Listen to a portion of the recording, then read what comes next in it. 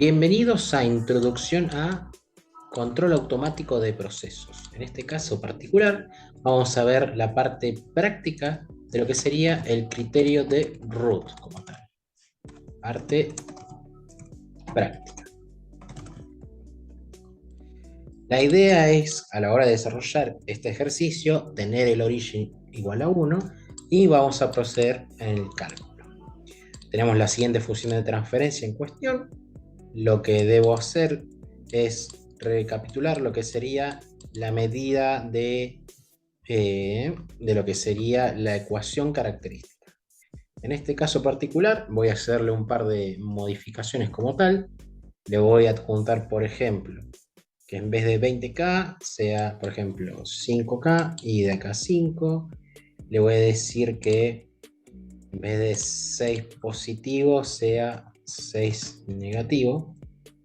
6 por S. Y en vez de más 2, menos 2. Voy a actualizar a la misma y ahí queda. Perfecto. Tengo la siguiente función de transferencia del sistema. ¿Qué debo hacer? Definir la ecuación característica. La ecuación característica, que podemos definirla de esta manera, no hay problema, es la ecuación del denominador. 1 más g por h, el cual justamente es este fragmento de aquí, el denominador de la función de transferencia del sistema como tal. Los voy a agrupar de tal manera, o lo voy a escribir de tal manera que sus términos estén agrupados. Por ejemplo, yo tengo el primer término que es del s cuadrado. Entonces, ¿qué debo hacer? Agrupar los términos correspondientes al s cuadrado. Tengo k menos 2. ¿Qué tengo después? El término de s a la 1 como tal. ¿Y qué tendría? Tendría 23k menos 6. Y luego tendría el último término, que es correspondiente justamente a s a la 0. Y de ahí me quedaría 3 por k. Luego, tengo que, una vez definida la ecuación característica según corresponda, definir los coeficientes correspondientes a A0, que será un valor en función de k, que será k menos 2.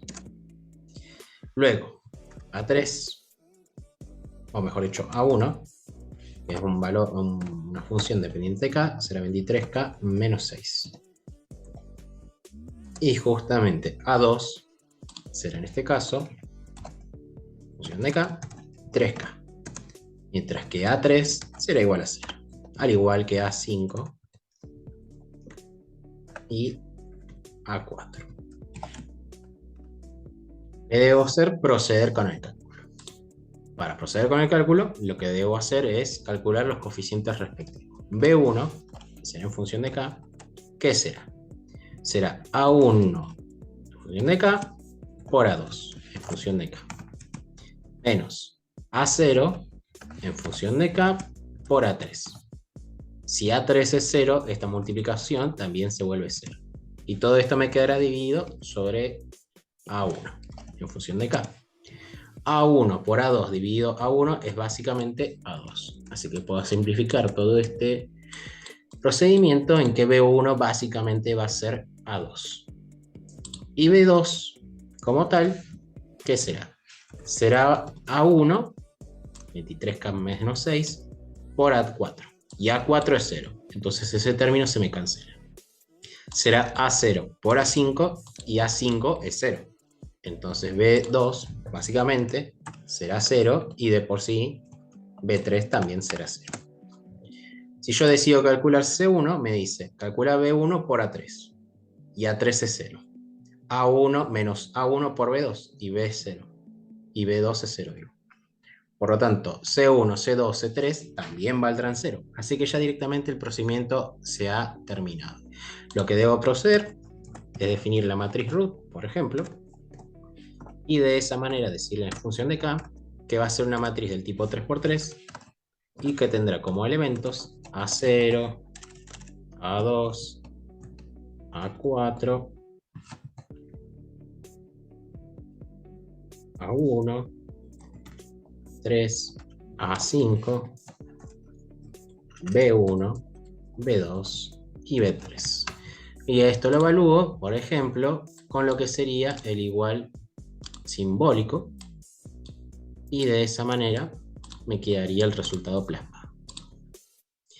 Como vemos acá, en la columna, en la primera columna, cada elemento constituyente depende del valor de K. Por lo tanto, a cada elemento le debo despejar, la debo igualar a 0 y despejar el valor de K limitante. Si nos vamos al caso, por ejemplo, para calcularlo, podemos usar la herramienta del GivenFind o la herramienta del root. En el primer caso, si vamos al primer factor, tenemos que el K limitante 1 tiene que ser aquella valor de K que haga que K menos 2 sea igual a 0, que es básicamente 2. El K limitante 2 será el root, por ejemplo, el root de A1 en función de K, para cuando K varíe en un valor de menos 10 a 10 positivo. Y ahí nos dice justamente que adoptando un valor K entre los límites de menos 10 y más 10, me encontró un valor correspondiente a 0.261, lo cual hace que esta función A1 se iguale a 0. Y K limitante 3, dijémonos que es 3 por K. Para que 3 por K valga 0, K tiene que valer 0. Y acá vemos que justamente nuestros valores de ganancia limitantes en sí medio que discrepan uno con el otro. Porque si yo digo, bueno, tengo que el rango de estabilidad va de 0 a 2, ¿qué significa este limitante número 2? ¿Qué es lo que pasaría ahí? Y si yo voy de 2 a 0.6, ¿qué pasó con el K limitante 3? Y así sucesivamente. Y es cuando decimos, bueno, tengo que solucionar esta complicación, tengo que sacarme esta duda encima y definir definitivamente cuáles son los valores limitantes de la ganancia que definen mi rango de estabilidad. Para eso sustraigo la primera columna, que es la columna de interés, y la evalúo justamente en los valores de K limitante. Por ejemplo, voy de atrás hacia adelante. Cuando K vale L3, cuando vale 0 justamente, tengo menos 2, menos 6 y más 0. Significa que 0 no es un valor de ganancia limitante. Cuando K adopta un valor, por ejemplo, de 0,2, tengo menos 1, menos 1,8, menos 1,4 y 0,6 positivo. Si hay cambios de signo, todavía estamos en la inestabilidad. Cuando K va justamente de 2, hay cambios de signo, por lo tanto, ni KL3 ni KL2 son limitantes o límites de mi rango de estabilidad como tal. Cuando K valga 1,8, por ejemplo, hay cambios de signo. Pasamos de 0,2 negativo a 35,4 positivo. Cuando K valga el valor del límite 2, del límite 1, mejor dicho, ¿qué va a pasar? 0 positivo, 40 positivo, 6 positivo. Y luego, cuando justamente adopta valores mayores a 2, por ejemplo 2.0001, tenemos ahí 10 por 10 a la menos 4. 10 por 10 a la menos 4, pero positivo. 40 positivo, 6 positivo. Y efectivamente, si lo evalúo con, por ejemplo, con 5, vemos que justamente tenemos para valores de K menores al limitante número 1, el sistema se vuelve inestable, porque hay justamente cambios de signo. Pero cuando K adopta un valor de lo que sería justamente el valor del limitante y o mayor, tengo valores que describen un sistema estable. Por lo tanto, justamente KL1 es el valor de la ganancia crítica, como K, que justamente es 2. Significa que mi rango de estabilidad como tal es aquel que se obtiene cuando el valor de K resulta ser mayor o igual a 2. Entonces con eso haremos completado este criterio de root.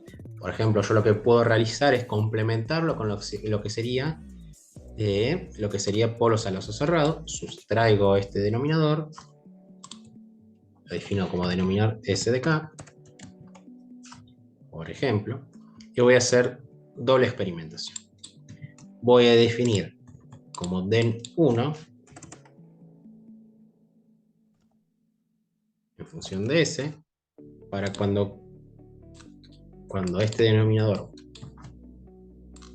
valga con K igual a 1, y le voy a decir a propósito justamente que K va a adoptar un valor de 1,8 para K1. Y aquí voy a hacer lo contrario. Para K2 vale 2,5. Y esto lo voy a copiar, lo voy a replicar en el otro lado de la hoja. Voy a hacer lo que sería el método de coef y polyroots. Me voy a coef. Voy a definir esto como den, como coef, mejor dicho. Coef den 1. Copio y pego, reemplazo. Y de ahí aplico el polyroots. Polos 1. Polyroots de coef den. Polyroots como tal. Y tenemos esos valores. Y si me voy para el 2,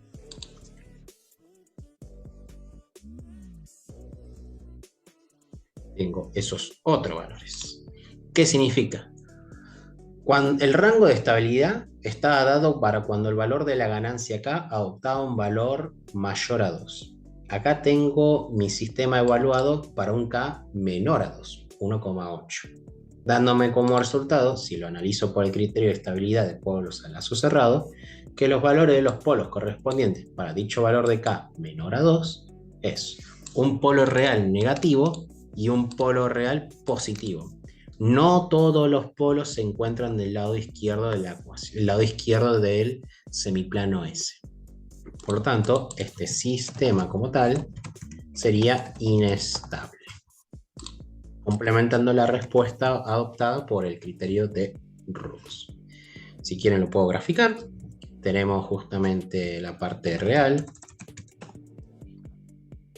polos 1, y la parte imaginaria, polos y polos. Y acá, ¿qué debo hacer? Debo decirle, bueno, por favor, que me lo describa en trazo de puntos, mejor dicho, con un cierto símbolo, con un cierto, aplico, y ahí me describen los puntos respectivos o las coordenadas respectivas. Ahí también, de paso, voy cambiando el otro. Y aquí es donde justamente analizo el segundo sistema. Para cuando K valía mayor a 2, en este caso 2,5, tenía que ser el sistema estable. Los dos polos caen del lado izquierdo del semiplano S, por lo tanto, este sistema, el sistema número 2, sería un sistema estable. Y si yo justamente lo evalúo, o mejor dicho, lo grafico, tendré como resultado lo siguiente. Una gráfica que complementa mi respuesta obtenida de forma analítica.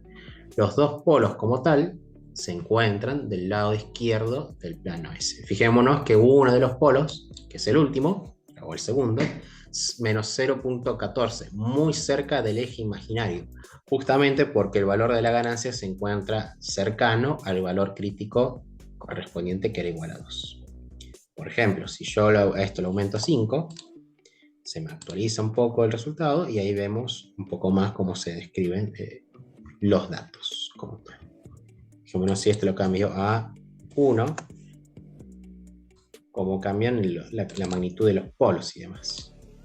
Pero en sí, aunque haya cambiado la magnitud de los polos, como he modificado el valor de la ganancia, pero siempre manteniendo esta regla de que uno esté por debajo y el otro por encima, en sí el sistema no cambiaría su comportamiento.